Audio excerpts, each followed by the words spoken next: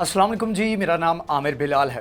नाजरीन, गज़ा के ऊपर फिर से एयर स्ट्राइक किया गया है इजराइल की जानिब से। ये आप कह सकते हैं कि अब तक की सबसे बड़ी खबर है और ये तीसरा एयर स्ट्राइक है जो कि इजराइल की जानिब से फ़लस्तीनियों के ऊपर सीज़ फायर के बाद फिर से किया गया है।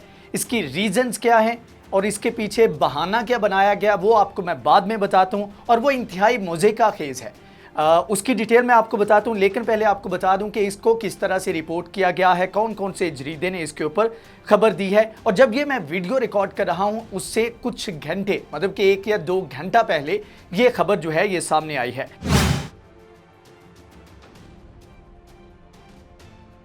TRT वर्ल्ड के मुताबिक इजरायली एयर स्ट्राइक्स टारगेट गजा।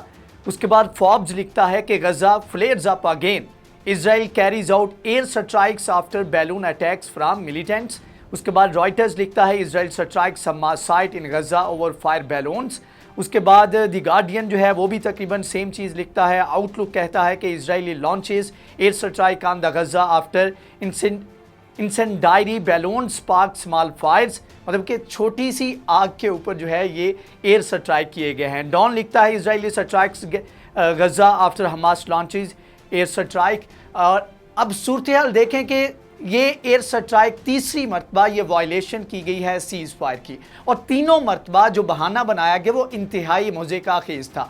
अब वहाँ पर जो उनके वज़ीर आज़म हैं वो अपनी पॉलिसीज़ को रीशेप कर रहे हैं, और उसके बाद उनके जो लेपिड वज़ीर ख़ारिजा हैं 2 साल के बाद प्राइम मिनिस्टर होंगे, उनकी जानिब से मशरिक़ वस्ता का जो है वो दौरा अपना कर रहे हैं, और उसमें UAE के अंदर उन्होंने पहली एम्बेसी जो थी वहाँ पर उसका इफ्तिताह भी किया। अब इस तमाम तर सिनेरियो के दौरान दूसरी तरफ जो चीज़ चल रही है वो ये है कि कायरा के अंदर यानी कि मिस्र के अंदर मुज़ाकरात हो रहे हैं इजराइल के दरमियान। फ़लस्तीन की जो PA है, फ़लस्तीनियन अथॉरिटी, और उसके बाद जो मीडिएट कर रहा है, जो सालिसी का किरदार अदा कर रहा है, वो है वहाँ पर मिस्र।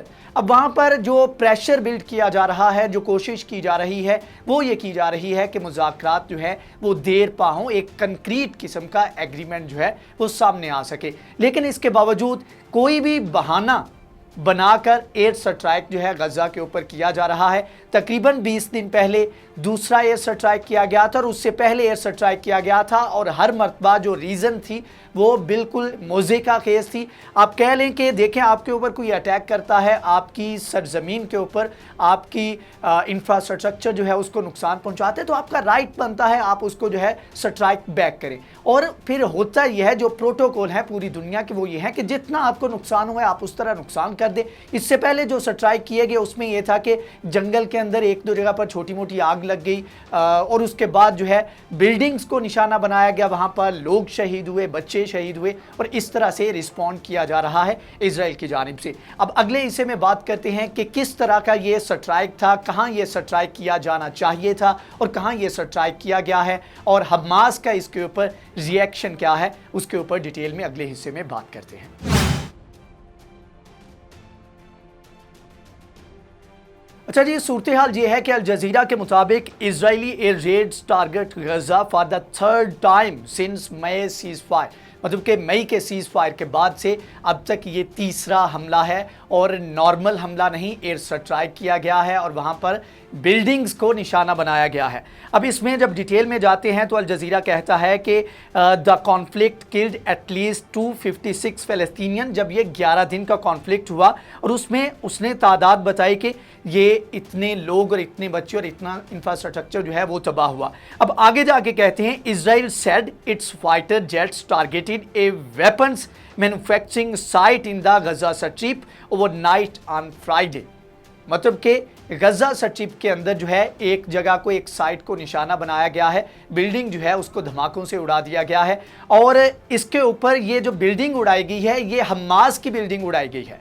और अभी तक कि जो रिपोर्ट्स हैं इसमें किसी ने भी, अब देखें गजा के अंदर सिर्फ हमास नहीं, हमास एक पावरफुल ग्रुप है, उधर वहाँ पर रूल करता है, लेकिन इसके अलावा भी बहुत सारे रेजिस्टेंस ग्रुप वहाँ पर मौजूद हैं, और इससे पहले भी मुख्तलिफ जगहों पर जब ये बैलून जो है इनको स्ट्राइक किया गया इनके थ्रू, तो वो किसी बिल्डिंग को या किसी आबादी के अंदर किसी पर्सन को निशाना नहीं बनाया गया था, वो किसी फील्ड्स के अंदर जाकर गिरे, वहां पर छोटी मोटी आग लगी और उसके बाद डायरेक्ट स्ट्राइक किए गए। और अब भी तकरीबन जो है वो सेम सूरत हाल बनी हुई है और अगेन जो है दोबारा से स्ट्राइक किया गया। अब यहाँ पर जो है सिक्योरिटी सोर्सेज जो हैं हमास के, उनकी जानिब से रिपोर्ट किया गया, कहा गया कि raids hit training sites and no casualties were reported. मतलब कि उन्होंने कहा कि हमने एक कैंप के ऊपर हमला किया, यहाँ पर भी उसकी तस्दीक की गई, लेकिन यह है कि उन्होंने कहा कि एक ट्रेनिंग साइट थी वहाँ पर जहाँ पर ये अटैक हुआ और वहाँ पर कोई भी जानी नुकसान नहीं हुआ है। और अगेन ये जो हमला किया गया था, ये हमला हमास की तरफ से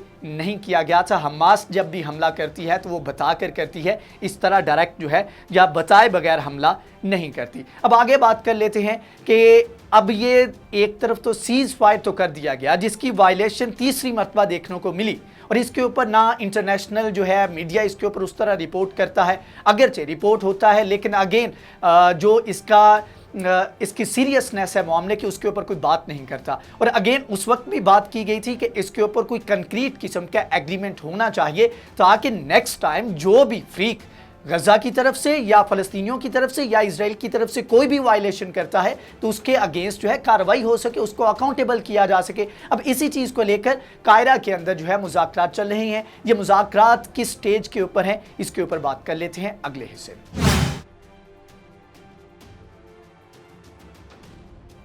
अच्छा जी, सूरत हाल ये है कि एक तरफ तो जब ये तमाम तर कॉन्फ्लिक्ट चल रहा था और इंटरनेशनल लेवल के ऊपर प्रेशर बिल्ड किया गया इजराइल के ऊपर, तो तब जाकर 11 दिन के बाद बम्बार्डमेंट गजा के ऊपर करना बंद की गई और उस वक्त क्लेम किया गया कि हमने जी अपने जितने भी टारगेट थे उनको अचीव कर लिया। लेकिन अब तक की जो सूरत हाल है गजा के अंदर, फ़लस्तीनी पूरे फ़लस्तीन के अंदर ये समझते हैं कि ये उनकी जीत है, इंटरनेशनल लेवल के ऊपर भी और अभी भी। और उसके बाद भी बहुत सारे मामलात ख़राब हुए और मुख्तलिफ मौक़े के ऊपर इंडिविजुअल्स के ऊपर अटैक किए गए, उसके अलावा घरों को जो है वो मिसमार करने के अहकाम जारी किए गए और अमेरिका के अंदर ख़ास तौर पर इसके ऊपर बड़े लेवल के ऊपर प्रोटेस्ट भी देखने को मिल रहे हैं। लेकिन उसके बाद फिर ये हुआ कि जब ये सीज़ फायर हुआ और उसके बाद अभी तक की ये तीसरी वायलेशन है जिसमें दोबारा से गजा के ऊपर स्ट्राइक किया गया। अब मिस्र ने उस वक्त जो है कलीदी किरदार अदा किया था मुज़ाकरात के दौरान और अब तमाम तर जो फ्रीक हैं या इंटरनेशनल जो बॉडीज़ हैं, इंटरनेशनल जो मेन प्लेयर्स हैं, वो समझते हैं कि आने वाले वक्त में अगर आपने मुज़ाकरात को हतमी शक्ल देनी है, कोई एक एग्रीमेंट करना है, तो उसके अंदर मिस्र जो है वो कलीदी किरदार अदा करेगा। और इस वक्त भी मिस्र के अंदर इजराइल की जानिब से और फ़लस्तीन की जानिब से तमाम फ्रीक बैठ कर मुज़ाकरात करने की कोशिश कर रहे हैं और इजराइल के ऊपर ख़ास तौर पर एक बहुत बड़ा प्रेशर है कि वो कोई कंक्रीट किस्म का एग्रीमेंट करे ताकि आए दिन की जो वायलेशंस हैं उनको रोका जा सके। अब न्यूयॉर्क टाइम्स के मुताबिक Israel and Hamas scale down the conflict avoiding another war.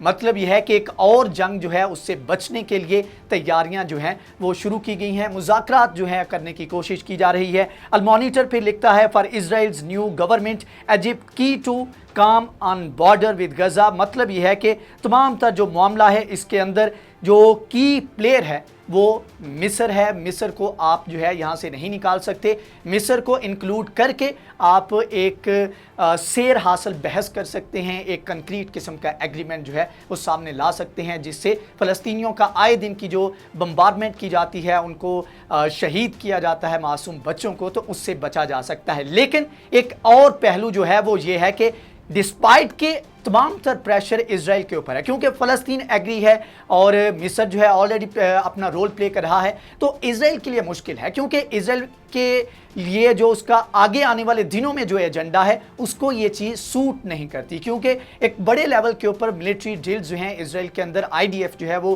Conduct कर रही है और आने वाले वक्त में मज़ीद इसके ऊपर एक्सरसाइजेज जो हैं कंडक्ट की जाएंगी और हिजबुल्लाह, हमास और दीगर जो बड़े ग्रुप हैं लाइक के लेबनान के अंदर, फ़लस्तीन के अंदर, उसके बाद शाम के अंदर और साथ में दीगर जो ग्रुप्स हैं उनके ऊपर एक प्लान और बड़े किस्म का एक स्ट्राइक करने का प्लान रखती है आईडीएफ और उसकी तैयारी की जा रही है, क्योंकि इसी तरह की मिलिट्री ड्रिल्स जो कि तारीख की 2020 में उस वक्त ये सबसे बड़ी मिलिट्री ड्रिल्स थी, तब ये मिलिट्री ड्रिल्स की गई और उसके बाद फिर हमने देखा कि एयर स्ट्राइक और दीगर जो है मिसाइल स्ट्राइक जो हैं वो लेबनान के अंदर, शाम के अंदर और इराक के अंदर भी हमें देखने को मिले। तो उसी तरह का एक बड़ा ऑपरेशन, और या दूसरे लफ्ज़ों में कह लें कि एक बड़ी जंग का लफ्ज़ मैं इसलिए यूज़ कर रहा हूं क्योंकि तमाम तर ये ग्रुप जो हैं ये इकट्ठा मिलकर इजराइल के अगेंस्ट जो हैं वो जंग करने की प्लानिंग कर रहे हैं। हिजबुल्लाह के चीफ और गजा के अंदर मुख्तलिफ ग्रुप्स के जो लीडर थे उन्होंने रिसेंटली एक मीटिंग भी की है।